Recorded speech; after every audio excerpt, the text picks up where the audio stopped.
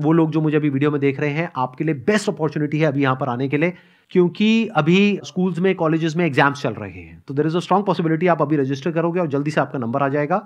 यानी video upload होते ही अगर आपने रजिस्टर किया मेरी वेबसाइट पे, there is a strong possibility अगले कुछ दिनों के अंदर अंदर आपको एंट्री पास आएगा और आप यहां पर आ जाओगे।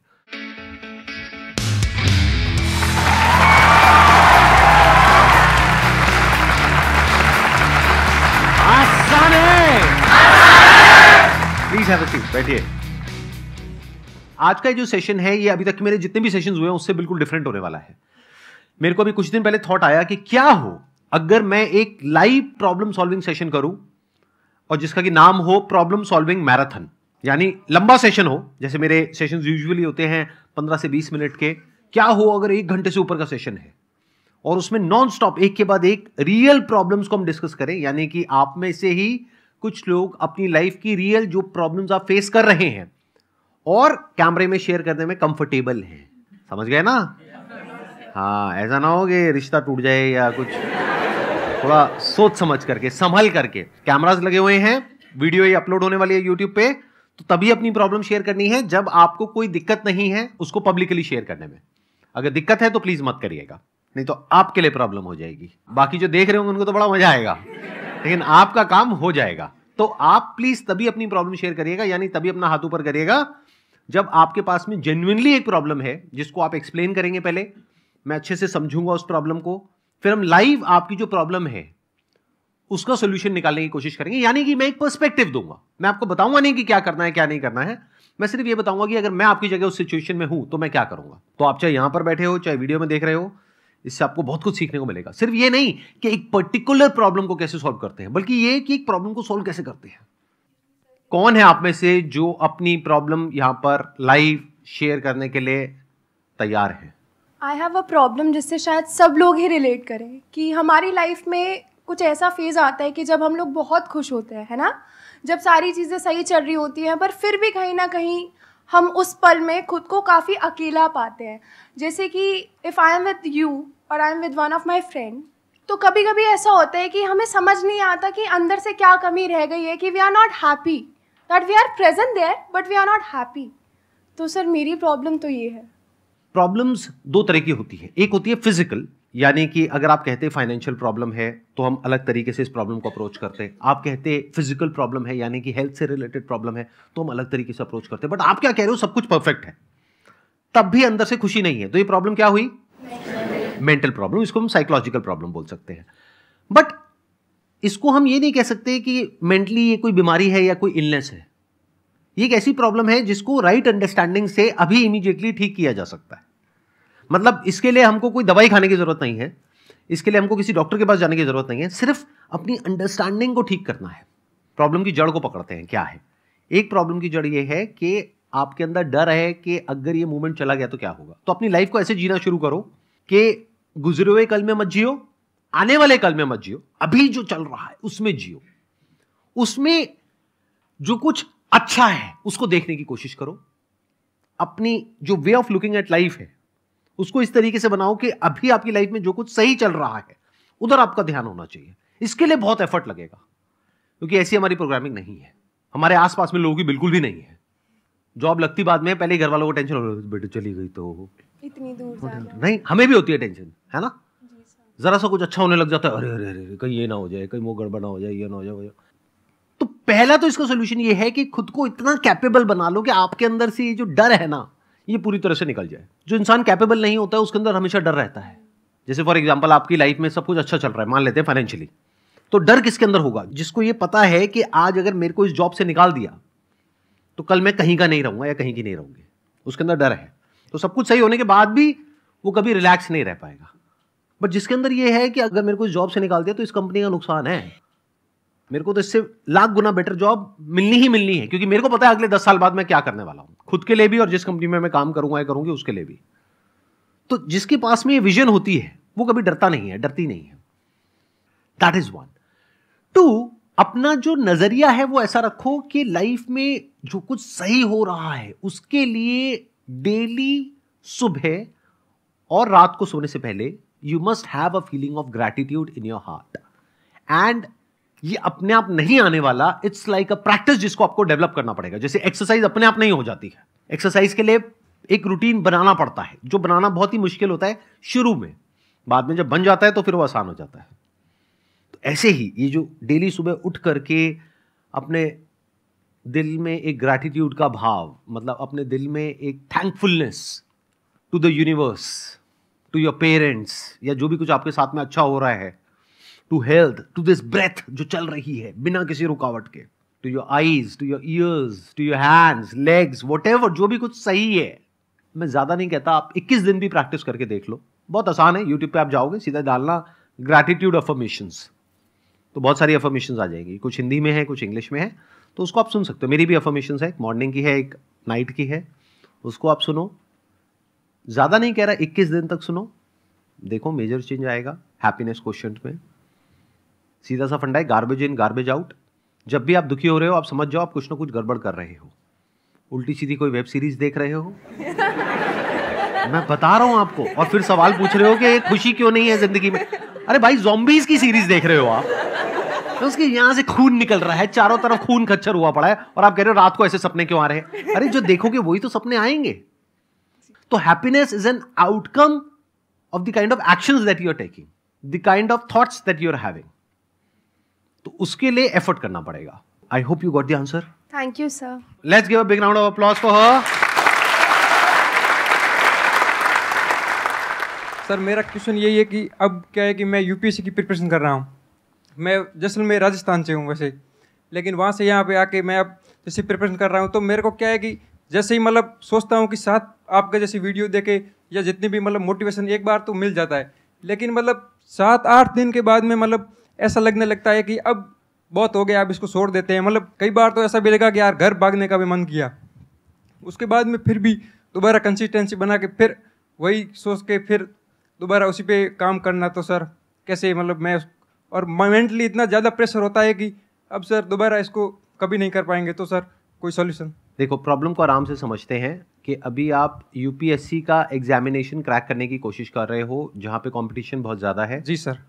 और आपको ये बात पता है बड़े अच्छे से। आसान है सर, तभी तो। तब आसान है, मतलब आसान है को हर जगह चेप दोगे। हाँ सर, वो तो अरे ना भाई, एक मिनट रुको, कहाँ से आसान है, बहुत मुश्किल है। आप ये बताओ, आपने एफर्ट में कोई कमी डाली? नहीं सर, कोई कमी नहीं रखी, पूरा एफर्ट किया था दबा के। तो आप कह रहे हो एफर्ट आपने पूरा किया, अब देखना ये है कि रिजल्ट क्या आया, उसको मेजर करना होगा। अगर तो वहां पे माइनर डेविएशन है, यानी आपको ये कॉन्फिडेंस आ रहा है कि सेकंड बार में मैं कर लूंगा, ये जो डिफरेंस है उसको अचीव कर लूंगा, तब तो फिर उसको करने का सेंस बनता है।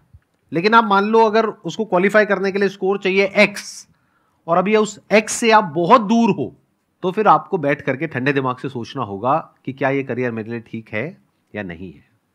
ठीक है सर।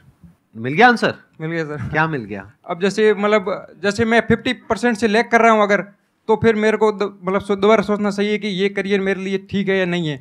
अगर मैं उसमें थोड़ा ही लैग कर रहा हूँ, जैसे 5-6 मार्क्स ही अगर लैग कर रहा हूँ, तो मेरे को मतलब दोबारा उसको दबा के फिर वो कंसिस्टेंसी के साथ उसको करना है। फिर सर आसान है। देख रहा हूँ अप्लॉज में। सर मेरा इशू है कि sir I am also an UPSC aspirant. तो सर जब शुरू किया था तब बहुत जोश था, इवन मैंने अपना फर्स्ट अटेम्प्ट नहीं दिया है, बट स्टिल सर अब I am an like social person. तो जब यहाँ सर मैं इनिशियली आई थी तो आई एम लाइक कि मैंने सोच रखा था कि I will not interact that much to everyone, क्योंकि अगर मैंने इंटरेक्शन शुरू किया तो I will get social and I will lag in my studies. Sir initially sir सब सही चल रहा था कि like I was very good लेकिन स्टडीज़, पर अब सर जैसे जैसे मैं सोशलाइज हो गई हूँ, आई एम हैविंग फ्रेंड्स, तो सर ऐसा लग रहा है कि sir I am just going deep into that only. और सर कहीं ना कहीं अब मेरे दिमाग में एक सेकंड भी प्लान भी आना शुरू हो गया है। तो सर अब मतलब लाइक दिमाग में लगने लग गया है कि शायद मैंने जो ऑप्शन चूज़ किया है अपने करियर के लिए, तो that is not for me, कि I am not for this. इसके लिए मुझे इतना ज़्यादा मतलब थोड़ा वैसा इंसान होना पड़ेगा कि सिर्फ मैं अपनी स्टडीज़ पे ज़्यादा फोकस करूँ और सोशल ना हूँ ज़्यादा। But I no I am a social person, और मुझे लोगों से इंटरेक्ट करना, नेटवर्क बनाना, वो मुझे कभी कभी लगती है कि आई एम फॉर दैट। तो अब मुझे लगता है कि वापस पीछे जाना और यहाँ इतना खर्चा करने के बाद that is not that easy.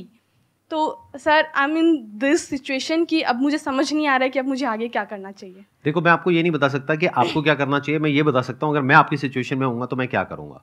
मैं पहले अपनी पर्सनालिटी को देखूंगा कि मेरी पर्सनालिटी क्या है, उसके अकॉर्डिंग करियर को चूज करूंगा। अभी आपने अपने करियर को कैसे चूज किया, आप खुद बताइए, आपने कैसे चूज किया कि मेरे को यूपीएससी को क्रैक करना है? ये थॉट कहाँ से आया? या सर, ऑल्दो सर मेरा पूरा फैमिली बैकग्राउंड बिजनेस से, इवन फादर वांटेड कि मैं बिजनेस करूं, but I don't no sir, मैंने एक्चुअली बीच में एनजीओ में वर्क करना शुरू किया था, तो फ्रॉम देयर आई थॉट कि I can do it's like मुझे इसमें भी इंटरेस्ट है, क्योंकि सोशल वर्क लाइक अगर कोई यूपीएससी नहीं भी करना चाहता तो everyone like to do that, but मुझे पता नहीं क्यों वो करने के बाद लगा कि I can do this also and much better for the society.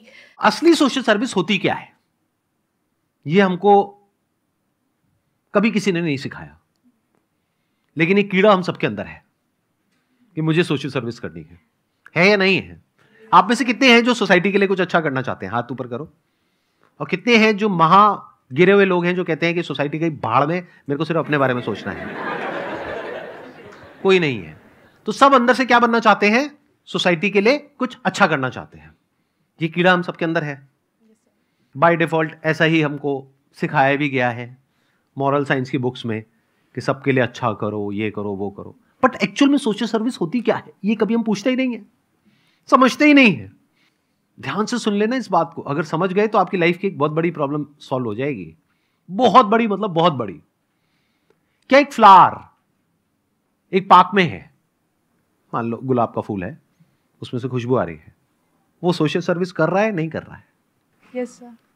नहीं कर रहा है। वो क्यों कर रहा है सोशल सर्विस? सोशल सर्विस हो रही है। दोनों में बड़ा फर्क है। उसके होने की वजह से वहां पर खुशबू है उतने दायरे में जहां पर वो है, बट क्या वो सोच करके सोशल सर्विस कर रहा है? क्या वो इसलिए खुशबू फैला रहा है कि लोगों को बड़ा अच्छा लगेगा, लोगों की लाइफ बढ़िया हो जाएगी, लोग रिलैक्स हो जाएंगे? उसको इस सबसे फर्क पड़ता है? तो गुलाब क्या कर रहा है? वो जो है, जैसा है वैसा है, उसके होने की वजह से औरों को बेनिफिट हो रहा है। इस बात को ध्यान से समझ लेना। वो किसी की जैसा बनने की कोशिश नहीं कर रहा है। ये नहीं कि उसके फ्लावर के पास से कोई निकला और वो वहां पर उसने पेड़ के ऊपर देखा कि एक कोयल बैठी है और वो कुछ बोल रही है, गा रही है, व्हाटएवर, और उसने देखा कि लोग उसकी तारीफ कर रहे हैं और उस फ्लावर ने कहा मेरे को कोयल बनना है। ऐसा तो नहीं है ना? तो फ्लावर क्या कर रहा है? बस वो जो कर वो कुछ भी नहीं कर रहा है। वो जैसा है सो है। कोयल क्या कर रही है? किसके जैसा बन रही है? जैसी है सो है, बट उसके होने की वजह से सोशल सर्विस हो रही है।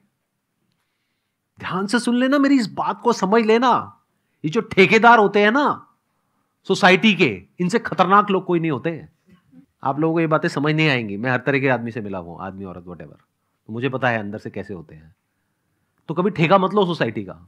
Look at your life, look at your personality, what kind of a person are you. जैसे अभी आपने बोला कि मेरे को लोगों से बात करना अच्छा लगता है, लोगों से इंटरेक्ट करना अच्छा लगता है, तो अगर आपका करियर ऐसा ही हो जहां पर कि आप लोगों से बात कर सको, इंटरेक्ट कर सको, और उसके लिए जो तैयारी कर दी है उस करियर के लिए उसमें भी कुछ ऐसा ही हो, तो बढ़िया हो गई लाइफ। Yes sir. आपकी जो मेन प्रॉब्लम है वो ये है कि अब मैं क्या करूं? क्या मैं इसको छोड़ दूं? या छोड़ने के क्या रेपरकशंस है? दुनिया बोलेगी, भाड़ में गई दुनिया, बोलने दो। क्योंकि अगर अभी नहीं छोड़ा और 4 साल बाद छोड़ा तो दुनिया और बोलेगी। सर अभी भी छोड़ना मुश्किल है। अभी छोड़ना अगर मुश्किल है, अभी तक कितने अटेम्प्ट दे चुके हो आप? सर ये मेरा फर्स्ट होगा, बट मैंने अपना साल पूरा निकाला दिया है। तो अभी 1 ही साल हुआ है ना? हाँ, पर सर मेरी तैयारी ऑलमोस्ट लाइक मैंने कर नहीं तो अभी मत छोड़ो ना, दे करके छोड़ो ना। जब एग्जाम दे दोगे और रिजल्ट आएगा तो वो रिजल्ट आपके घर वालों के सामने होगा, तो जब वो देखेंगे वो खुद ही कहेंगे छोड़ दो। आप खुद क्यों छोड़ते हो? उन्हीं को बोलो ना कि बेटे रहने दे, तुझसे ना हो पाएगा, व्हाटएवर। फिर आपके लिए रास्ता खुलेगा एक दूसरा। देखो, थोड़ा सा दिमाग लगाना सीखो लाइफ में ना, चाणक्य नीति को सीखो। साम दाम दंड भेद, मतलब हर तरह के नुस्खे हमको आने चाहिए, क्योंकि अभी आप बीच में छोड़ दोगे तो पूरी जिंदगी भर के लिए ठप्पा लग जाएगा। थोड़ा सा ही टाइम रह गया ना, खत्म कर लो, एग्जाम दे दो, मार्क्स आ जाएंगे, जो होगा वो सामने आ जाएगा। सर वही ऐसा लगता है ना फिर कि सेकंड ऑप्शन भी नहीं हुआ तो मतलब फिर जो हम सोच रहे हैं कि प्लान बी हमारा ये होगा, कल को वो भी नहीं हुआ तो। हाँ, 1 मिनट, स्टेप बाय स्टेप आगे बढ़ो। देखो अब क्या हो रहा है, अभी आप क्या कर रहे हो, आप एक प्रॉब्लम को और कॉम्प्लिकेट कर रहे हो। करियर चूज कैसे किया? सर आसपास देख के, आसपास देख करके कुछ भी अच्छा लगा बस अट्रैक्ट हो गए और उसकी तरफ वो कर दिया, और वो भी जब कुछ और देखते हो तो कुछ और माइंड में आने लग जाता है। Yes sir. जैसे अभी किसी को देखा तो यूपीएससी का माइंड में आ गया, फिर शार्क टैंक देखा तो बिजनेस का माइंड में आ गया। ऐसा होता है नहीं होता है? तो वो माइंड जो है वो इधर उधर छलांगे मारता रहता है। क्यों? क्योंकि हमें क्लैरिटी नहीं है कि हम जो कर रहे हैं वो कर क्यों रहे हैं। किसी को देख करके कर रहे हैं, वो जो मैंने अभी थोड़ी देर पहले एग्जांपल दिया था फ्लावर वाला और वो जो कोयल वाला जो एग्जांपल था, कि हम किसी को देख करके कुछ बनने की कोशिश कर रहे हैं। क्या कभी भी फ्लावर कोयल बन पाएगा? अगर वो बनने निकल गया तो नो सर। मे भी शायद बन जाए लेकिन उसके लिए पता नहीं कितना एफर्ट करना पड़ेगा। तो वो हो गया एक मुश्किल रास्ता। आसान रास्ता क्या है कि फ्लावर बनने के लिए जो करना चाहिए वो सब उसके अंदर है, तो वो बड़े आराम से बन सकता है, एफर्टलेसली बन सकता है। तो आपका जो बेसिक नेचर है उसको पहले एनालाइज करो, समझो। अब कैसे समझ आएगा? You always fall back on to that basic nature of yours. It keeps pulling you from within all the time. उससे रिलेटेड देखो क्या क्या करियर्स है, उसको चूज करो। आसान नहीं हो गया? जैसे फॉर एग्जाम्पल कोई इंसान बहुत ही क्रिएटिव है, रोज सुबह वो इंसान उठता है और उसके माइंड में कोई अजीब से आइडियाज आ रहे होते हैं। ऐसे इंसान के लिए क्या यूपीएससी अच्छा ऑप्शन है, बुरा ऑप्शन है, या बहुत बुरा ऑप्शन है? बहुत बुरा। क्योंकि यूपीएससी को क्रैक करने के लिए क्या चाहिए? एक ऐसा माइंड चाहिए जो वन पॉइंटेड हो, रेजर शार्प फोकस चाहिए कुछ सालों तक। ऐसा माइंड नहीं चाहिए जो रोज सुबह कुछ और ही इमेजिनेशन में चला जाए।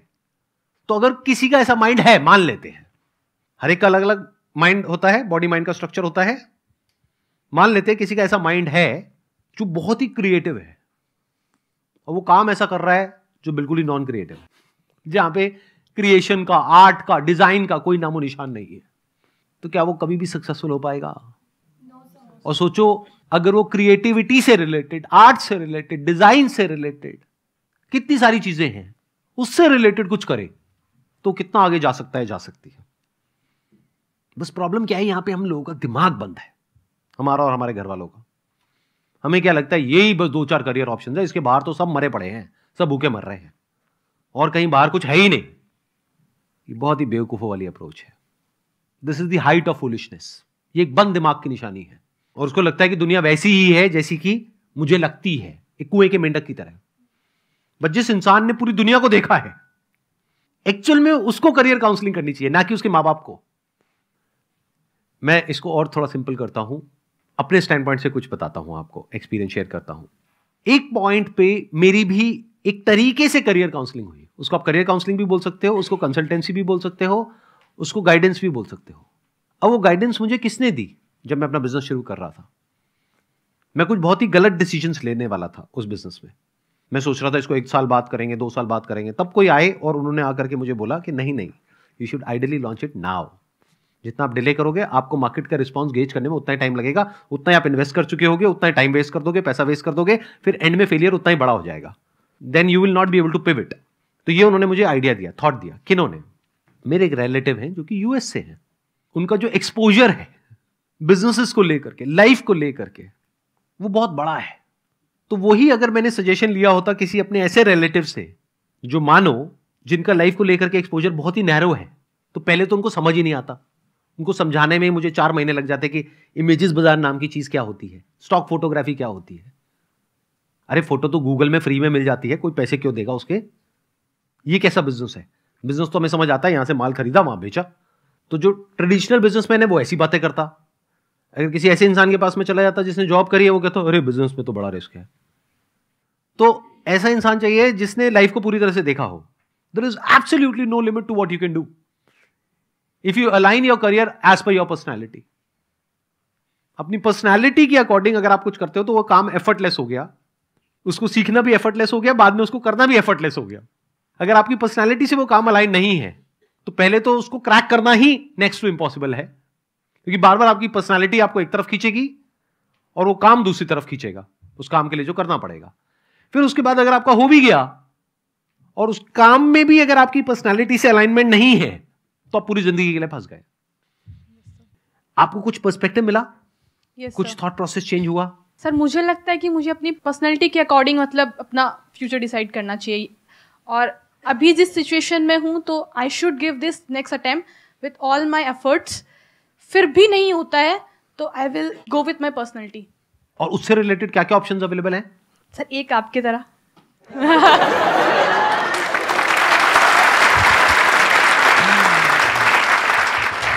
लेकिन याद रखना ये सिर्फ एक ऑप्शन नहीं है, एक मेरी तरह है, बट सर आई वांट ऐसे टू बिजनेस। हजारों लाखों ऑप्शंस हैं। If you want to do business, business में तो अनलिमिटेड ऑप्शंस हैं। बट अगर बिजनेस नहीं भी करते, even if you are doing a job, then also there are multiple options which are there which are connected to your personality. बस ये याद रखना हमेशा लाइफ में। मेरा जो प्रॉब्लम है कि मेरे माइंड में तो चल रहा होता है कि मैं किसी को समझा दूंगा, ये समझाऊंगा, ये समझाऊंगा, लेकिन लास्ट में जब उनके पास पहुंचता हूँ, उनको समझाने जाता हूँ, तो मेरा बिल्कुल माइंड ब्लैंक हो जाता है कि मैं उनको क्या समझाऊंगा। मतलब कि समझाता हूँ लेकिन समझ में नहीं आता कि उनको क्या समझा रहा हूँ मैं। ये एक बहुत इंटरेस्टिंग क्वेश्चन है, क्योंकि नहीं, रुको, यहाँ पे इस क्वेश्चन में मैं कुछ बड़ा मजेदार देख रहा हूँ। आई एम नॉट श्योर आप कैसे देखोगे कैसे नहीं, बट थोड़ा इंटरेस्टिंग तरीके से देखते हैं। हमें ना ये गलतफहमी होती है कि हम किसी को कुछ समझा सकते हैं, नंबर 1। क्योंकि आप लोगों को क्या लगता है कि मुझे ये गलतफहमी है कि आप लोगों को कुछ भी समझ आ रहा है जो मैं बोल रहा हूं। कुछ नहीं समझ आया है, क्योंकि आप उसको समझ रहे हो अपने स्टैंड पॉइंट से, आप उसको रिलेट कर रहे हो जो आपकी लाइफ का एक्सपीरियंस है उससे। मैं किसी और ही स्टैंड पॉइंट से कुछ बोल रहा हूं, आप चाहो भी तो उसको नहीं समझ सकते। तो इस गलतफहमी से बाहर आ जाओ पहले तो, कि कोई भी इंसान कुछ भी समझेगा आपकी बात को, नंबर 1। तो करना क्या है, किसी को कुछ समझाना चाहते हो तो कैसे समझाएं? तो उसको समझाने की कोशिश मत करो, पहले उसको समझो कि उसके डिजायर्स क्या हैं, उसके फियर्स क्या हैं, उसकी लाइफ में what is it that person wants, कि उसका थॉट प्रोसेस क्या है। अगर वो आप समझ जाते हो, देन एक पॉसिबिलिटी होती है कि अब आप उससे बात कर सकते हो, अब एक कम्युनिकेशन हो सकती है।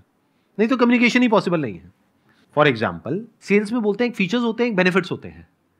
जो घटिया सेल्समैन होते हैं, यानी जो आते हैं और नॉन स्टॉप आपको तंग करके चले जाते हैं, जिनके मुंह पे जा करके आप अपने घर का दरवाजा ऐसे मारते हो जोर से और आप कहते हो भाग जाए यहां से, दोबारा मत आइए, उनमें और ऐसे सेल्समैन में जिनको आप घर के अंदर बुला लेते हो, क्या फर्क होता है लुक्स के अलावा?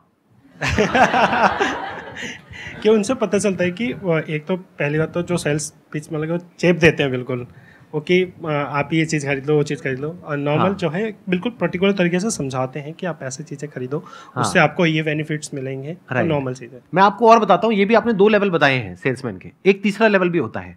वो आपको कुछ भी नहीं समझाते, वो आपसे पूछते हैं और वो समझ जाते हैं कि आपकी प्रॉब्लम क्या है, और वो बोलते हैं कि इस प्रोडक्ट से ही ये प्रॉब्लम सॉल्व हो सकती है, बस खत्म।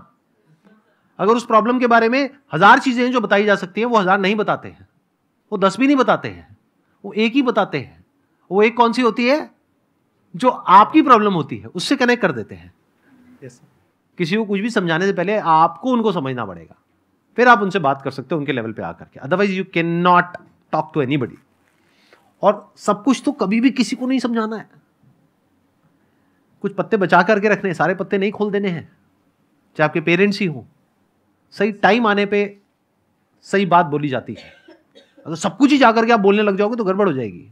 फॉर एग्जाम्पल, आप अपने लिए कोई करियर चूज करना चाहते हो और आपके घर वाले अगेंस्ट हैं, अब आप कह रहे हो उनको जाकर के मुझे समझाना है, कैसे समझाओगे? ध्यान से समझो पहले उनके माइंड में क्या चल रहा है। उनके माइंड में ग्रोथ नहीं चल रही है, आपके माइंड में ग्रोथ चल रही है। आपके माइंड में चल रहा है कि इस बिजनेस से इतने साल में 10 गुना पैसा कमाया जा सकता है। उनके दिमाग में ये सब नहीं चल रहा है, उनके दिमाग में चल रहा है कि ये जो पैसा हम लगाएंगे उस पैसे का क्या है भाई, वो डूब गया तो क्या होगा, नंबर 1।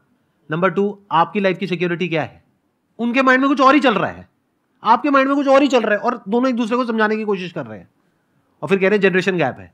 दोनों बुद्धू बता रहा हूं, मतलब क्योंकि समझ ही नहीं पा रहे ना कि सामने वाले को चाहिए क्या है। क्योंकि या तो वो आपसे आपकी भाषा में बात करें या आप उनसे उनकी भाषा में बात करो।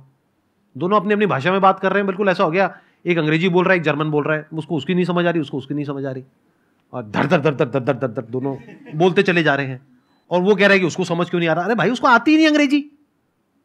और इधर से वो बोल रहा है उसको जर्मन समझ क्यों नहीं आ रही, मैं इतनी कोशिश तो कर रहा हूं। तो आपको फिगर आउट ये करना है कि जो आप करियर चूज करने वाले हो उसमें वो कैसे अचीव होगा जो वो चाहते हैं। बस उतनी ही बात उनसे करनी है, अपनी बातें नहीं करनी है उनसे। आई बात समझ में? नहीं आई? आगे सर कैसे समझाए हम, समझ समझ के जो ना समझे, समझ समझ के भी ना समझे, ऐसा कुछ होता था ना? क्या होता है? समझ के समझ। एक मिनट देना इनको, माइक देना, माइक देना। हाँ समझ समझ को समझो, समझना भी एक समझ है, समझ के जो ना समझे मेरी समझ में वो ना समझ है। क्या बात है, let's give a big round of applause.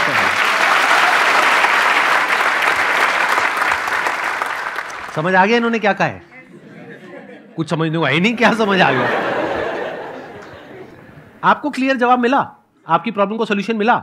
Sir यही है कि पहले जो सारी चीज़ें हैं खुद से पहले सारी चीज़ें समझ लो, तब जाके किसी को जाकर नॉर्मल चीज़ें समझानी है कि वो जितना रिलेट करता है कि उतना ही उसको समझाना है। हाँ, जो वो चाहता है बस वही बातें करनी है उससे। Yes sir. फालतू की बातें नहीं करनी है। Yes sir. जैसे अब अगर मान लो कि मैं किसी बच्चे से बात कर रहा हूँ, बच्चा मतलब जैसे मान लो 14-15 साल का है, 16 साल का है, अब उस टाइम पे मैं उससे बातें करने लग जाऊँ बिजनेस की, एंटरप्रेन्योरशिप की, इसकी उसकी, तो मुझे पता है उसको कुछ समझ ही नहीं आना है। उसके दिमाग में तो हार्मोनल लोचा चल रहा है, ब्रेन में अलग ही केमिकल से निकल रहे हैं। वो बेचारा सामने बैठ करके हूँ भी करता रहेगा, लेकिन अंदर कुछ और ही चल रहा है। जैसे फॉर एग्जांपल यहाँ पर ऑडियंस मान लो 20-25 साल की नहीं है, 14-15 साल की है, तो मुझे पता है वो बच्चे को अगर मैं इधर उधर की बातें करूंगा कुछ समझ ही नहीं आएगा, उसको तो ध्यान अपनी साथ वाली की तरफ है। तो उससे वैसी ही कोई बात करनी पड़ेगी, तब उसकी अटेंशन ग्रैब हो पाएगी, तब हमारे बीच में कम्युनिकेशन हो पाएगी, नहीं तो हो ही नहीं सकती। Good morning, sir. Yeah, good morning. I'm Neha from Dehradun. So currently I'm a student, but maybe I would be stepping into the job sector in a few months. So my problem is that while I'm studying, like my marks and the academic records are quite good as per the expectations of my parents, but somewhere I feel that I'm not able to give my 100% towards it. I don't know why, but still I have that guilt feeling that I could do much better, but still I think that it's lagging somewhere. So how should I make myself to work at the highest potential of mine? But what do you mean by that? क्योंकि अभी आपने कहा कि आप पढ़ाई में अच्छे हो, यानी कि अभी तक जो भी आपके घर वाले आपसे एक्सपेक्ट करते हैं, वो क्या एक्सपेक्ट करते हैं कि जो भी आप पढ़ाई कर रहे हो वहां पर आप अच्छा स्कोर कर रहे हो, Yes. अच्छे तरीके से आप आगे बढ़ रहे हो, एंड यू आर सेइंग कि आप बहुत अच्छे से कर रहे हो, राइट? मतलब उनके एक्सपेक्टेशंस मीट कर रहे हो। नाउ द प्रॉब्लम इज आपकी खुद की एक्सपेक्टेशंस मीट नहीं हो रही है। Like, That's what you're trying to say? The thing is, they only see the college records and the school records, but in today's time, the competition is much higher outside the college. Like the competitive examination studies, like some of my friends are able to manage this college studies as well as the competitive exam preparation. But somewhere I feel that I am not able to manage it properly. आप क्या क्या कर रहे हो, एक बार थोड़ा सा बताओगे? अभी I am currently in MSc final semester. Okay. So ये ख़त्म होने ही वाला है बस कुछ महीने बाद। तो अभी I got placed in one of the companies from my college itself, but since I would be trying for the government job as well, so I would be trying for UPSC, but अभी तक मैंने शुरू नहीं किया because I wanted to first make a backup plan because UPSC I think is uncertain. एक minute मेरे को यहाँ पे एक क्वेश्चन पूछ लेने दो आप लोगों से। आप में से कौन है जो UPSC की तैयारी नहीं कर रहा है?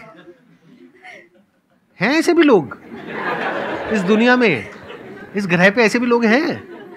अच्छा, क्योंकि एक भाई साहब यहाँ से आए, एक बहन जी वहाँ से आई, एक बहन जी यहाँ से आई।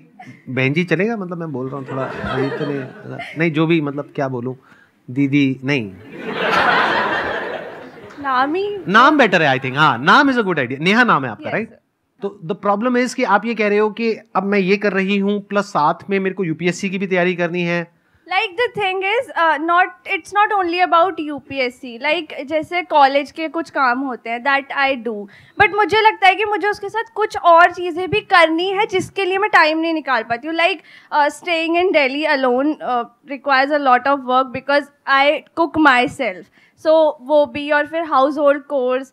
तो मतलब मुझे ऐसा लगता है कि मैं थोड़ा सा ना उन चीज़ों को थोड़ा ज़्यादा टाइम दे देती हूँ जो कि मैं अपने स्टडीज़ में और डिवोट कर सकती हूँ, पर वो थोड़ा मैनेज मुझे लगता है कहीं लैग हो रहा है, और उसी वजह से जो एक्चुअल पोटेंशियल है जिससे मैं स्टडी कर सकती हूँ वो थोड़ा सा कहीं छूट रहा है। आप जो भी कॉम्पिटिटिव एग्जाम्स की तैयारी करने वाले हो, दैट कुड बी UPSC और एनी अदर एग्जाम, तो उसके लिए पढ़ाई तो करनी पड़ेगी। हाँ। तो अगर मैं अपने आप को रेट करूँ कि मुझे अगर वो तैयारी करनी पड़े तो मैं रेट करूँगा अपने आप को 100 में से 4-5 नंबर या मैक्सिमम 10 नंबर तक, क्योंकि मैं खुद को जानता हूँ बड़े अच्छे से। तो आप अपने आप को कहाँ रेट करते हो? I am a kind of person कि मुझे कोई 24 घंटे भी बिठा के बोले तू बस पढ़ ले, बाकी सब हम कर लेंगे. I can do that very easily.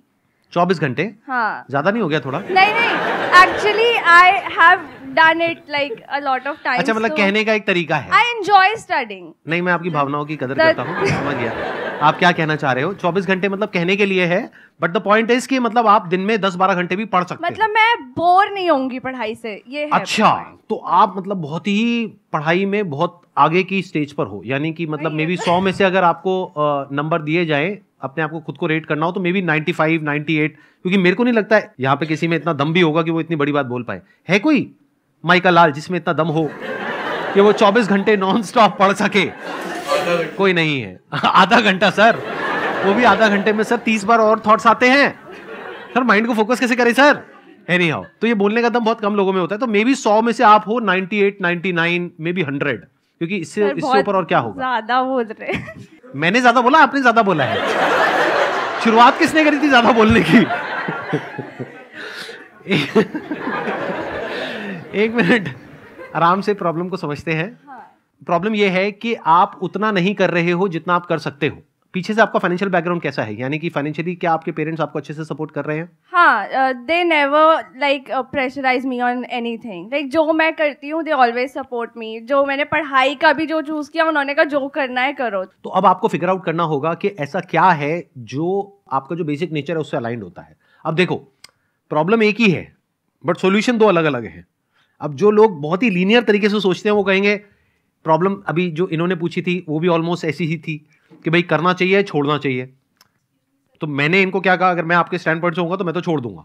ये इनके लिए सॉल्यूशन था. आपके लिए क्या सॉल्यूशन है? क्योंकि आपने कहा कि मैं इतना पढ़ सकती हूं, तो आपके लिए क्या सॉल्यूशन है कि आप वो जो बाकी के काम है, यानी जो आप कह रहे हो आपका सारा टाइम वहां चला जाता है, घर में खाना बनाना, कपड़े धोना, हाँ, साफ सफाई, व्हाटएवर, वो सब उस सब में टाइम चला जाता है. प्लस आप क्या करने वाले हो कि अभी आपकी प्लेसमेंट हो गई है, जैसे ही आपकी जॉब शुरू होगी तो आपका सारा टाइम वहां चला जाएगा. हाँ, बट द थिंग इज कि स्टक नहीं रहना है ना उसी जॉब में भी. लाइक थोड़ा आगे के लिए भी कुछ. I was about to say that. तो मैं अगर आपकी जगह होऊंगा तो मैं क्या करूंगा, जस्ट एज एन एग्जाम्पल. या अगर मान लेते हैं कि मैं करियर काउंसलर हूं और मैं आपको गाइड कर रहा हूं कि क्या करना चाहिए, तो मैं क्या करूंगा, पहले आपके फाइनेंशियल बैकग्राउंड को देखूंगा कि आपके पेरेंट्स के पास में कितना पैसा है, क्योंकि पीछे से पेरेंट्स आपको सपोर्ट कर रहे हैं. तो अगर पेरेंट्स आपके फाइनेंशियली वेल ऑफ है, यानी वो अगले 2 साल तक 3 साल तक आपका खर्चा उठा सकते हैं, तो उनको बहुत अच्छी रिटर्न मिल सकती है. इन अदर वर्ड्स कि अगर आप अगले 2-3 साल तक लग करके किसी अच्छी जॉब के लिए तैयारी करते हैं, जहां पर के अच्छा हाई पेइंग आपको जॉब मिल जाएगी, जो आपको लगता है कि आपके लिए ज्यादा एफर्टलेस है, जिसमें एफर्टलेसली आपका ध्यान लग जाता है. कुछ सब्जेक्ट्स ऐसे होंगे जहां पे आपको बहुत एफर्ट लगाना पड़ता है. मान लेते हैं मैथ्स में बहुत एफर्ट लगाना पड़ता है, बट ऐसे कुछ सब्जेक्ट्स हैं, फिजिक्स है, केमिस्ट्री है, वहां पे ध्यान एकदम से लग जाता है. तो जहां पे ध्यान लग जाता है, ऐसे जो सब्जेक्ट्स हैं उससे रिलेटेड जो करियर ऑप्शंस हैं, और जहां पे फ्यूचर पोटेंशियल बहुत अच्छा है, जहां पे आपको ये पता है कि अगर मैं 2 साल तक 24 घंटे ना सही दिन में 12 घंटे भी पढ़ाई करूंगी तो 2 साल बाद मैं ये क्रैक कर लूंगी, और उसकी श्योरिटी बहुत ज्यादा है. सुनना, ध्यान से सुनना, क्योंकि अगर श्योरिटी कम है तो मैं ऐसे करियर में नहीं जाऊंगा. मतलब आप ये कहते हो कि मैं दिन में 12 घंटे पढ़ाई करूंगी, लेकिन आई एम नॉट श्योर कि 2 साल बाद मेरा होगा या नहीं होगा, तो I will not go in that career. I will go in a career जहां पे आई एम ऑलमोस्ट 100% श्योर. तो रिस्क जीरो हो गया, पेरेंट्स के लिए भी, आपके लिए भी. तो फिर मैं अपने पेरेंट्स से बैठ करके आराम से बात करूंगा कि भाई ऐसा कुछ मैं सोच रहा हूं कि अगले 2 साल में ये पॉसिबल है, तो मैं जॉब नहीं करूंगा. अभी सुनने में थोड़ा अजीब लगेगा आपको, क्योंकि आपकी प्लेसमेंट हो गई है, राइट. तो मैं जॉब के लिए मना कर दूंगा. अपनी पढ़ाई जो भी एमएससी है उसको खत्म करके, लास्ट सेम है उसको खत्म करके, मैं अपना पूरा फोकस डालूंगा अगले 2 साल के लिए अपने पेरेंट्स से डिस्कस करके कोई ऐसी एग्जामिनेशन को क्रैक करने में जिसकी क्रैक होने की पॉसिबिलिटी बहुत ज्यादा है, जहां पे कंपटीशन कंपैरेटिवली कम है, जहां पे ज्यादा लोग नहीं जाते हैं. ऐसे किसी एग्जामिनेशन में मैं नहीं जाऊंगा जहां पे सब लोग जा रहे हैं, जिसके बारे में सबको पता है. मैं भी कोई ऐसी फील्ड चूज करूंगा जिसके बारे में बहुत कम लोगों को पता है. हो सकता है इंटरनेशनली कुछ ऐसा हो जहां पे स्कॉलरशिप्स मिलती हो, तो मैं उधर अपना एफर्ट लगाऊंगा. जहां पे मेरे को एक बड़ी स्कॉलरशिप मिल जाए या कुछ बड़ा होने की पॉसिबिलिटी बहुत ज्यादा हो, जहां पे बहुत कम लोग जाते हैं क्योंकि वो सोचते ही नहीं है इतना बड़ा. तो मैं कहीं ऐसी किसी जगह पे जाऊंगा जहां पे मुझे ग्रांट मिल जाए, स्कॉलरशिप मिल जाए, और थोड़ा सा पेरेंट्स से सपोर्ट मिल जाए, और फिर मैं वहां पे से एक क्वालिफिकेशन को ले करके, डिग्री को या डिप्लोमा को ले करके, then I will start doing something big.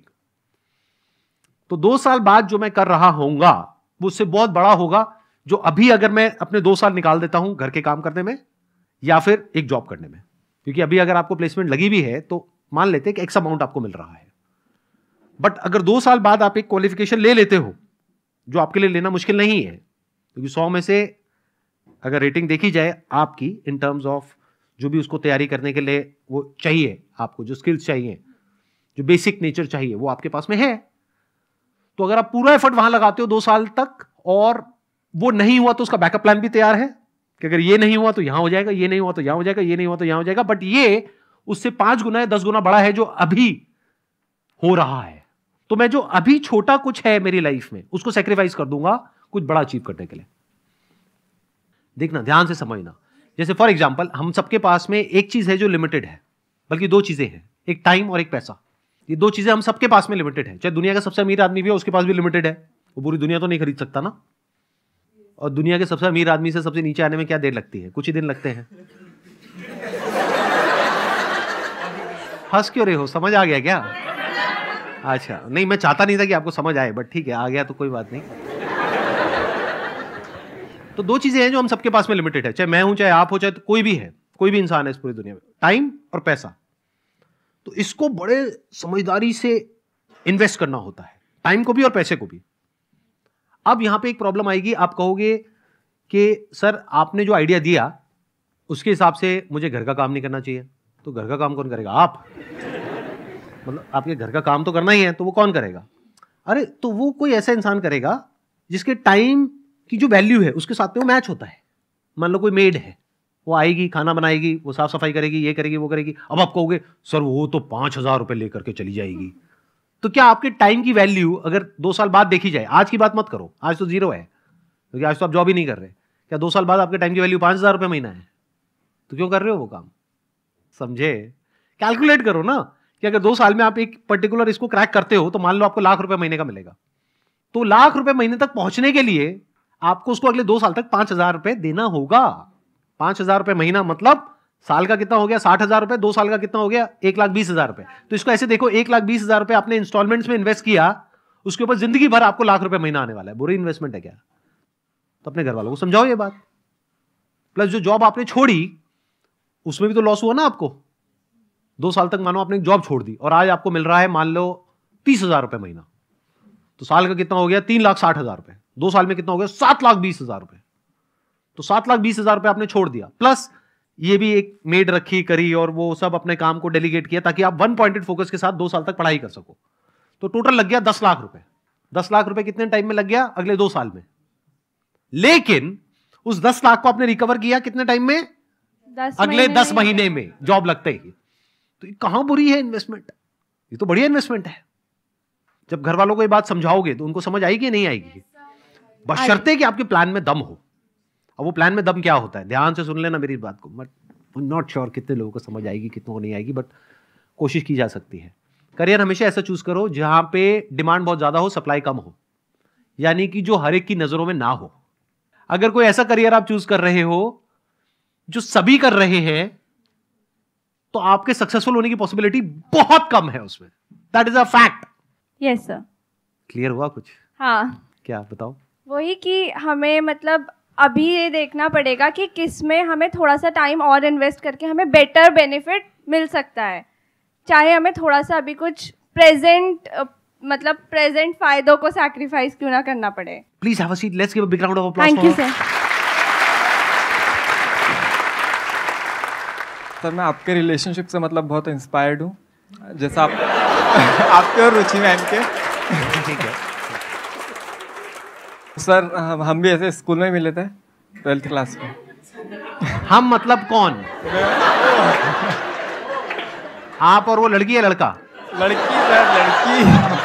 क्या रे, पूछना ठीक रहता है, मतलब यू नेवर नो। आप उस लड़की से स्कूल में मिला था। स्कूल में मिले थे, ठीक है, बहुत सुंदर। आगे? और उसके बाद में फिर सर हमारा मतलब 2.5 साल तक रिलेशनशिप चला और फिर ब्रेकअप हो गया थोड़े टाइम पहले। ठीक है, सुनने दो। अबे हंस क्यों रहे हो? तुम लोगों के अंदर फीलिंग और इमोशन नाम की चीज है या नहीं है? तो सर मतलब बहुत बढ़िया रिलेशनशिप चल रहा था। शुरू में तो सबका ही बढ़िया चलता है, बढ़िया चला। उसके बाद में फिर प्रॉब्लम शुरू हुई और अब मतलब खत्म हो गया, ब्रेकअप हो गया। हाँ। तो इसमें नई बात क्या है? 99% लोगों का यही होता है, मतलब इसमें नई प्रॉब्लम क्या है मुझे समझ नहीं आ रही। प्रॉब्लम तो खत्म हो गई ना। प्रॉब्लम तो खत्म हो गई सर, लेकिन हाँ। मूव ऑन नहीं हो पा रहा हूँ ना मैं। मतलब ब्रेकअप कितने टाइम पहले हुआ ब्रेकअप? 29 अप्रैल को हुआ था 2022 में। अभी तक मूव ऑन नहीं हो पा रहे? नहीं। तो यहाँ थोड़ी नजरें दौड़ाओ।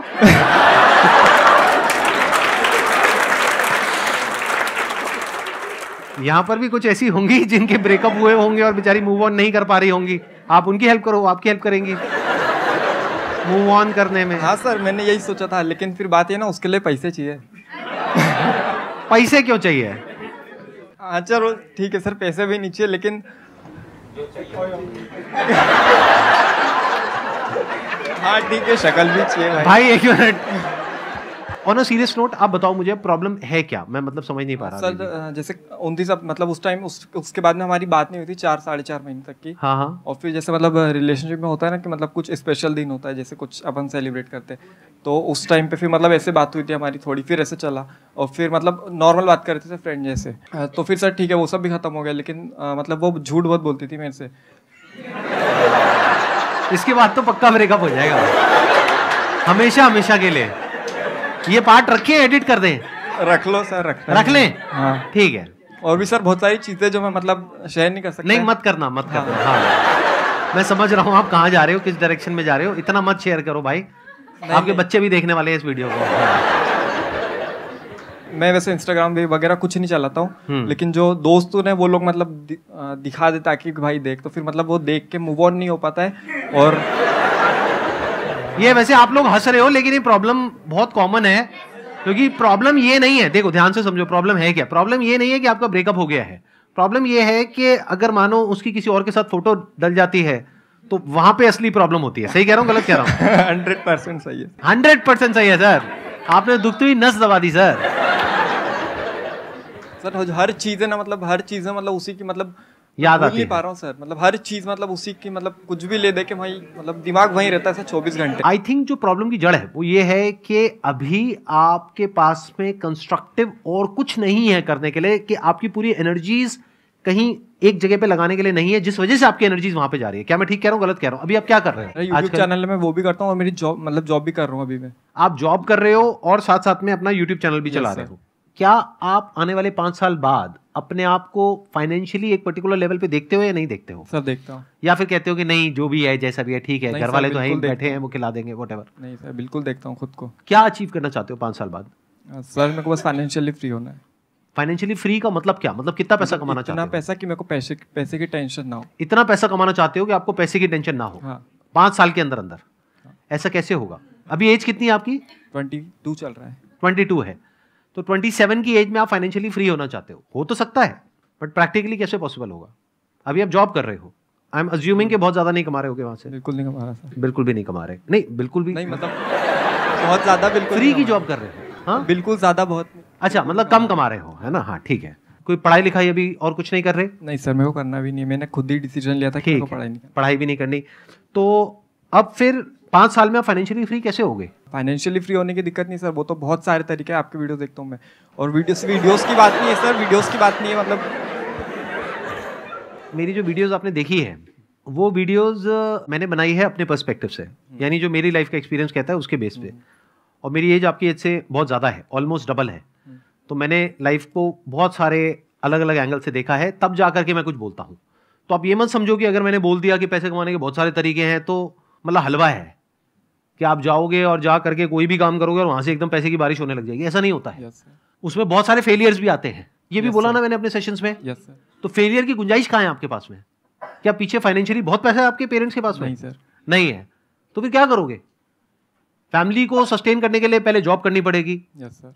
जॉब आप छोड़ नहीं सकते। और अब आप कह रहे हो कि मैं और कुछ करके वहां से पैसा कमा लूंगा, वो तो बहुत आसान है। अरे नहीं है आसान।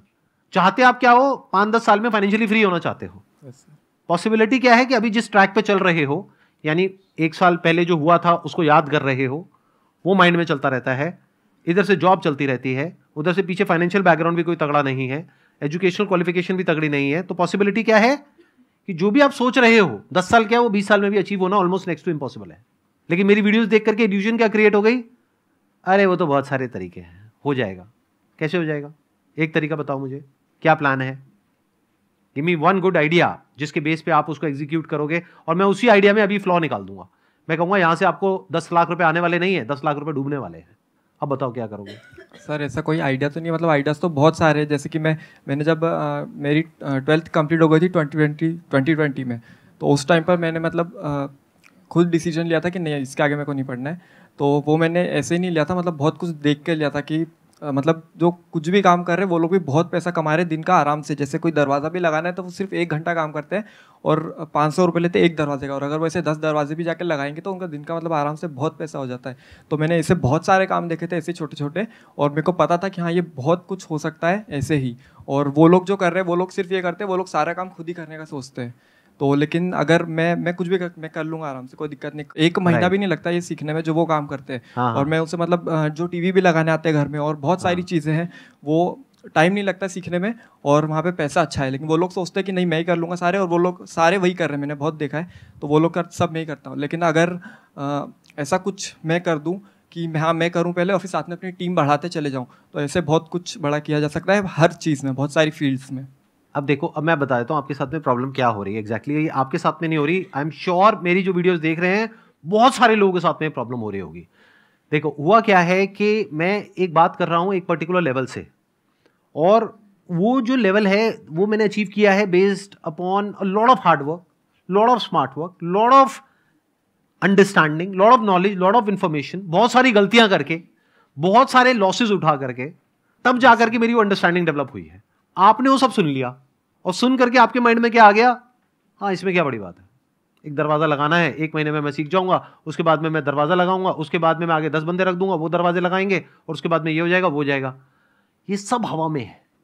प्रैक्टिकली जब आप जाओगे ना और जा करके दरवाजा लगाने की बात करोगे किसी से, वो आपको अपने घर के अंदर घुसने क्यों देगा? तो अगर ग्राउंड लेवल पे आप देखोगे रियलिटी कुछ और है, बट आपके माइंड में क्या हो गया है, आपको ये लग रहा है कि ये सब कुछ करना तो बहुत आसान है, तो ये तो मैं कभी भी कर लूंगा। एक्चुअल में कुछ नहीं किया है। तो अब क्या करना है? देखो इस प्रॉब्लम का सॉल्यूशन, जो प्रॉब्लम है एक्चुअल में मैं जो समझ पा रहा हूं ना आपकी, वो नहीं है कि ब्रेकअप हो गया और ये भूलना कैसे है। क्या करोगे भूल के? अगर याद आती भी रहे तो क्या फर्क पड़ता है? कुछ ऐसी जगह पे ध्यान लगाओ ना कि टाइम ही ना हो ऐसा फालतू का कुछ भी सोचने के लिए। अब चैलेंज क्या है कि आपके माइंड में तो ये बन गया है कि ये बिजनेस करना, पैसा कमाना, ये कोई बड़ी बात नहीं है, चाहे मेरे पास में कुछ हो चाहे नहीं हो। ऐसा रियलिटी में नहीं होता है। नंबर 1 तब होता है या उन लोगों के लिए होता है जो इतना एफर्ट करे उस चीज को सीखने में, और सिर्फ उस चीज को नहीं, उससे रिलेटेड जो भी कुछ है उस सबको सीखने में जिसकी कोई हद नहीं है, तब जाके काम होता है। अगर आप ही के एग्जांपल की मैं बात करूं, यहां पे गेट लगाना है तो गेट तो वो लगाएगा ना जो हमारा इंटीरियर वाला है, या जो बंदा ठेकेदार है, या जो आर्किटेक्ट है। आप तो इसमें से कुछ भी नहीं हो, तो आप क्या हो? आपसे गेट कोई क्यों लगवाएगा? और अगर आप एक कारपेंटर हो तो आपकी दिहाड़ी है एक दिन की 10,000 रुपए नहीं मिलेंगे आपको दिहाड़ी के, 500 रुपए, 700 रुपए, 1000 रुपए। और जब शुरू करोगे तो शुरू के 2, 4, 5 साल तक तो आप किसी को असिस्ट करोगे। 1 महीने में क्या सीखोगे? 1 महीने में तो थ्योरेटिकली सीखोगे। प्रैक्टिकली सीखने में, हाथ साफ होने में 2, 3 साल, 4 साल लग जाएंगे। अभी माइंड में क्या हो गया आपके, ये तो ऐसे हो जाएगा, ऐसे हो जाएगा, ऐसे हो जाएगा, वो लोग ऐसे करते हैं, ये वो। थ्योरेटिकली मेरी सारी बातें समझ आ गई, प्रैक्टिकली कुछ भी समझ नहीं आया। थ्योरेटिकली समझ आ गई स्विमिंग क्या होती है, प्रैक्टिकली स्विमिंग नहीं आती है। पानी में कभी उतरे नहीं है, तो जब पानी में उतरोगे तब समझ आएगा खेल चल क्या रहा है। कि एक जो कारपेंटर जिसके पास में एक्चुअल में काम होता है, उसके पास में 2, 4, 5 असिस्टेंट्स होते हैं। उन असिस्टेंट्स को दिन के कुछ पैसे मिलते हैं, डिपेंडिंग अपॉन द एरिया और लोकेशन जहां पर आप रह रहे हो, उस हिसाब से रेट होता है। किसी ऐसी जगह पर हो जो रिमोट एरिया है तो वहां पे 200-300 रुपए, 400 रुपए, और अगर आप यहां पर हो दिल्ली में, एनसीआर में, 500 रुपए, 600 रुपए, मैक्सिमम 700 रुपए, 800 रुपए एक दिन का। वो भी 12-12 घंटे काम करना पड़ता है कई बार। Yes sir. तो महीने का कितना हुआ? 20,000 रुपए। सर वो तो सिर्फ मैंने एक एग्जांपल दिया था। कोई और एग्जांपल दो। नहीं सर, समझ गया, मतलब बात समझ गया मैं आपकी। बात समझ आई? Yes, sir. क्या समझ आई? स्किल्स अपग्रेड करना पड़ेगा, और जो अपन जैसा सोचते हैं अपनी फेरी टेल दुनिया में वैसा नहीं है, पहले मुंगेरी उसको लाल के उतारना हसीन पड़ेगा। सपने होते हैं। हाँ। जिन सपनों की दुनिया में कुछ भी हो जाता है। हाँ। और बड़ी जल्दी हो जाता है कि मैं एक मुर्गी खरीदूंगा, वो 10 अंडे देगी, फिर उसमें से मुर्गियां निकलेंगी, फिर उसमें से ये होगा, फिर मेरा पोल्ट्री फार्म होगा, ये होगा, वो होगा। जब प्रैक्टिकली करने जाते हैं तब पता लगता है अच्छा मुर्गी को बीमारी भी होती है, बहुत सारी मुर्गियां तो मर जाती हैं। बीमारी की वजह से, और बीमारी के लिए इलाज कराने के लिए पैसे चाहिए होते हैं, मेरे पास तो वो भी नहीं है। yes, तो एक्चुअल में जो लाइफ है, एक्चुअल में जो बिजनेस है, वो वैसा नहीं है जैसा आपको टीवी में दिख रहा है या मेरी बातों में दिख रहा है, यहां दिख रहा है, वहां दिख रहा है। वो तो थियोरेटिकल बातें हैं, वो तो तब आपके काम की है जब आप एक्चुअल में कुछ कर चुके हो। डेलीगेट तो तब करोगे ना जब खुद एक लेवल पे पहुंच जाओगे। समझ गए? yes, sir. Sir my question is kind of psychological type. अभी यहाँ पे बहुत सारे करियर क्वेश्चंस हो गए तो मैं उसको ड्रॉप कर रही हूँ। सर मेरे साथ ऐसा है कि मेरा क्वेश्चन ये है कि मेरे को ना फियर ऑफ लूजिंग है, और स्पेशल उसका कॉन्टेक्स्ट ये है, मेरा सिबलिंग है, मेरा भैया है। तो अब क्या है कि मैं ना उसके साथ इतना ज़्यादा रहती हूँ, इतना काइंड ऑफ कह सकते हैं डिपेंडेंट है या जो कुछ भी है। अगर करियर को लेकर इसमें जाएं तो जैसे मैंने 12th के बाद जो कुछ भी खुद का बहुत सारा प्लानिंग किया, डिज़ाइनिंग मैंने अपनी चीज़ों को खुद से किया, उस डिज़ाइनिंग को जो फाइनल टचअप होता है हर चीज़ का ना, वो मुझे देता है। और ये सब बहुत छोटे छोटे एग्जाम्पल्स हैं। तो अब जब से कॉलेज आई हूँ ना, ऐसा मेरे साथ हो रहा है कि जब भी मैं मेडिटेट करती हूँ, मतलब मेरा अपना खुद का है, तो मैं वो क्रिया वगैरह करती हूँ, तो मुझे ना तब बहुत अचानक से मैं ओवर इमोशनल हो जाती हूँ। मतलब काइंड ऑफ मेरे को रोना भी आ जाता है कि मुझे लगता है कि अब मैं उससे दूर हो गई हूँ। ऐसे टाइम विद पासिंग टाइम मैं उसको मतलब दूर हो जाऊँगी तो खो दूँगी in the sense what do you mean by that? मतलब धीरे धीरे जैसे अभी क्या है कि अभी डिस्टेंस मेंटेन हुआ है, मतलब अभी फिजिकली दूर हुए हैं, तो अभी जैसे वो लगता है कि मतलब अभी वो भी बड़ा हो जाएगा, उसकी लाइफ सेट हो जाएगी, उसकी शादी हो जाएगी, उसकी वाइफ आ जाएगी। हाँ, वो मेरे से अलग हो जाएगा। वो तो होना ही है।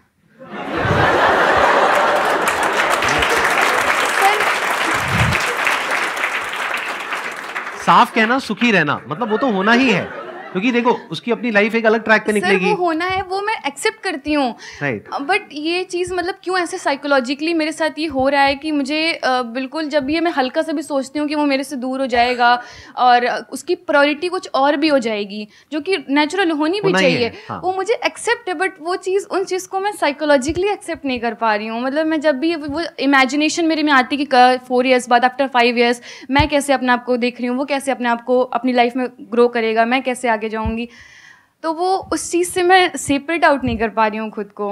आपको लग रहा है कि this relationship was so good क्योंकि आपका जो बड़ा भाई है उन्होंने बड़ा आपकी केयर करी होगी, बहुत ध्यान रखा होगा, हमेशा आपको सपोर्ट किया, अनकंडीशनली हमेशा आपके साथ में रहे, तो आपको लग रहा है कि this is the best that a relationship can be, और अगर ये भी नहीं हुआ तो मेरी लाइफ में है क्या? ये फंडामेंटली डीपली हमारे अंदर रूटेड होते हैं, ऐसे जो थॉट्स होते हैं, ऐसे बिलीफ्स होते हैं। But all I can say is accept the fact that the future is unknown. Future is unknown. आज आप कितने साल के हो? आपकी एज कितनी है? 20। जब आपकी एज होगी 30, 40, तो क्या उस वक्त आपका जो स्टेट ऑफ माइंड है या जो स्टेट ऑफ लाइफ है, क्या वो सब एग्जैक्ट वैसा ही होगा जैसा अभी है, या सब कुछ बदल गया होगा? सब कुछ बदल जाएगा। कितना बदलेगा? बहुत बदल जाएगा, सब कुछ बदल जाएगा। तो the future is unknown for you. तो जब आपको नहीं पता है और उससे रिलेटेड एक थॉट ही है जो माइंड में आप प्लांट कर सकते हो, तो जब कुछ करना ही है तो कुछ अच्छा ही प्लांट करते हैं ना सर। वो करना है, वो प्लान भी करना है, बट अभी मेरे को ये नहीं समझ आ रहा है कि इसका रूट क्या है, first thing, and second thing how to solve. That is what I am trying to say. देखो, ध्यान से सुनना और ध्यान से समझना। आपकी जो प्रॉब्लम की जड़ है वो क्या है कि आपका जो पास्ट है उसमें जो रिलेशनशिप रही है आपकी, आपके भाई के साथ में या पेरेंट्स के साथ में, जो भी रिलेशनशिप रही है वो बहुत अच्छी रही है, तो उसको खोने का डर आपके अंदर पैदा हो रहा है। क्यों? उसकी जड़ क्या है? क्योंकि आपको ये लग रहा है बेस्ड अपॉन योर प्रेजेंट कि मेरा जो फ्यूचर है उसमें जब ये रिलेशनशिप भी नहीं रहेगी तो फ्यूचर में मैं कहीं बिल्कुल ही अकेली ना हो जाऊं। That sense of loneliness, that sense of isolation, that sense of nothingness is there related to the future. तो that's what I am trying to say. ध्यान से सुनना। फ्यूचर से रिलेटेड एक थॉट प्लांट करो अपने माइंड में, अभी की अभी, यहीं की है कि मुझे नहीं पता फ्यूचर में क्या होने वाला है। सत्य है, किसी को नहीं पता, पर जो भी होगा पास्ट से अच्छा ही होगा, क्योंकि I will be a better person. ये एंड नहीं है, ये बेस्ट नहीं है। ये मुझे अभी तक लग रहा है कि ये मेरा बेस्ट फेज था लाइफ का, but this is not the best phase. My life is going to be much better than this. अभी बहुत सारी ऐसी रिलेशनशिप्स है जो मुझे एक्सप्लोर करनी है फ्यूचर में। My future is going to be 100 times better than my past. I become a better version of myself in the future. This is a better way to live. Past को आप पकड़ करके बैठे रहोगे तो future में कैसे जाओगे फियरलेसली?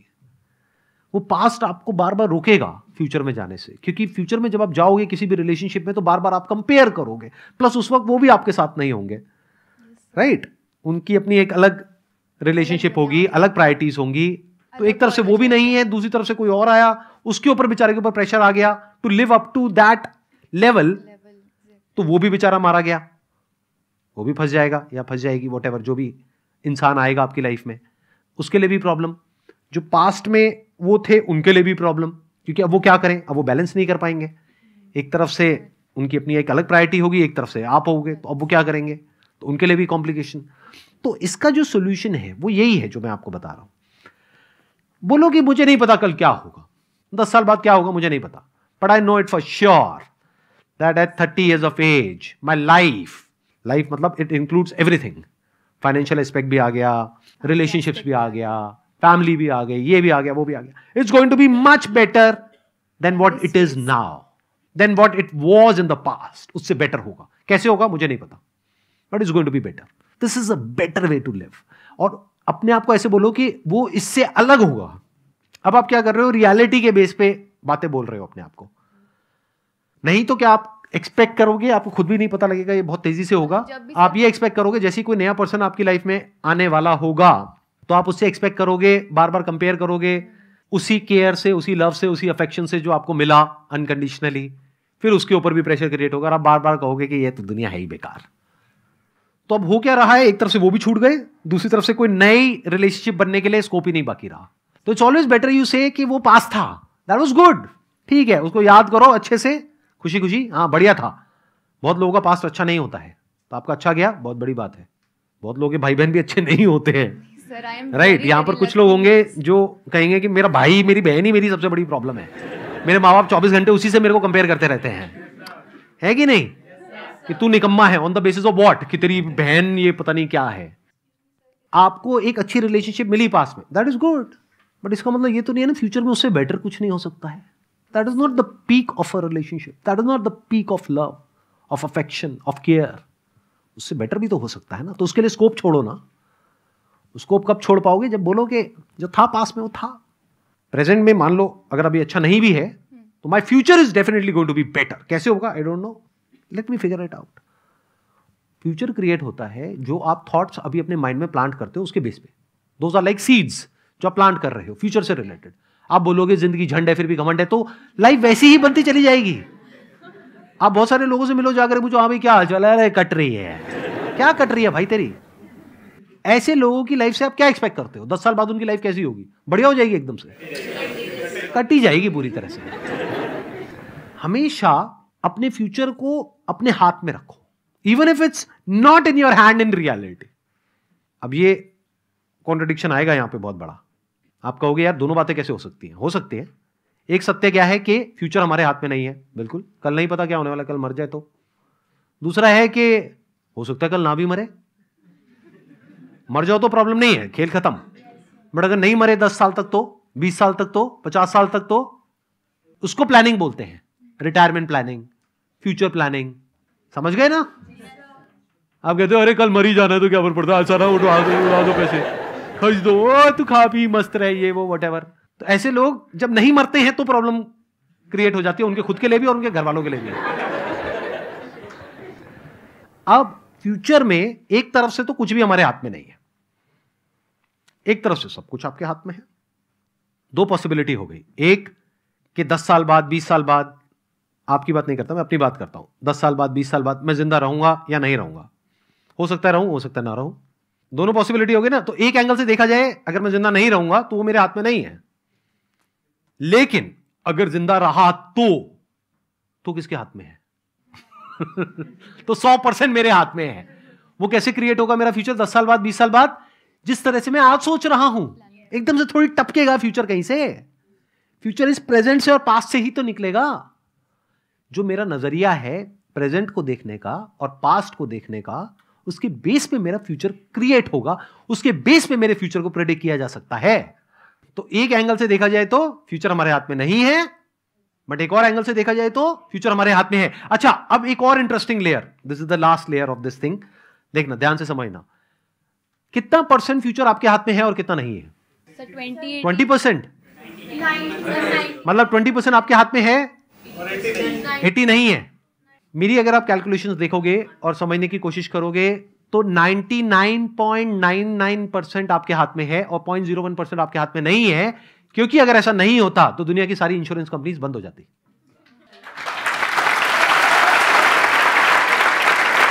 ध्यान से समझो, आप 5,000 रुपए प्रीमियम में पे करते हो टर्म इंश्योरेंस का, इंश्योरेंस कितने की मिलती है? 1 करोड़ की। क्यों दे पा रहे हैं वो? अगर 20% लोग मर जाएं तो कंपनी बंद हो जाएगी। तो कंपनी को पता है कि आपके मरने की क्या पॉसिबिलिटी है और आपके जीने की क्या पॉसिबिलिटी है, उस पर दाव लगा रही है। आपको खुद को नहीं पता है। मतलब आपके जिंदा रहने की पॉसिबिलिटी आप किसी इंश्योरेंस कंपनी से जाकर के पूछ सकते हो, वो एक्यूरेटली बताएंगे आपको बेस्ड अपॉन डेटा। तो इसका मतलब 99.99% लाइफ आपकी 20 साल बाद जो होने वाली है वो आपके हाथ में है। सिर्फ 0.01% पॉसिबिलिटी को हटा दो तो। Wish you all the best. Thank you so much for coming ji.